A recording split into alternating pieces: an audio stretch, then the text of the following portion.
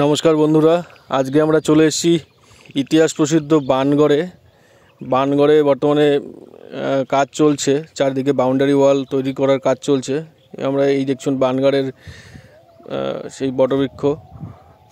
বানগড়ের চারদিকে যেরকম আছে, এই যে ফাঁকা মাঠ, সঙ্গে যে ঐতিহাসিক প্রাচীন বান রাজার যে স্থাপত্য তা এখনও অমলিন রয়েছে।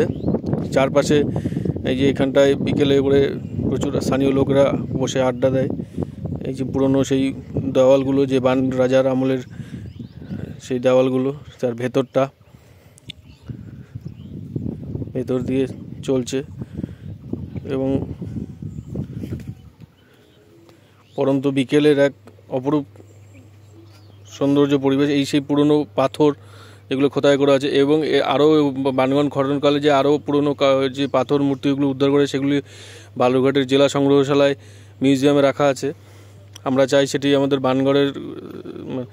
বানগড় এলাকার কোনো স্থাপত্যের পাশেই কোনো সংগ্রহশালা তৈরি করে সেটাকে রাখা হোক, যাতে পর্যটকরা দেখতে পায় সেগুলোকে। বিকেলে সবাই সাইকেল বাইক নিয়ে চলে আসে এখানে সময় আড্ডা দিতে। এই গাছ ভেতরে, এর থেকে একটু দূরেই প্রায় 700 মিটার দূরেই রয়েছে সেই উষার এবং অনিরুদ্ধর সেই 4টি কলা গাছ রয়েছে, পাথরের কলা গাছগুলো। সেগুলো অন্য একদিন দেখাবো বন্ধুরা। আজকে এইটুকুই।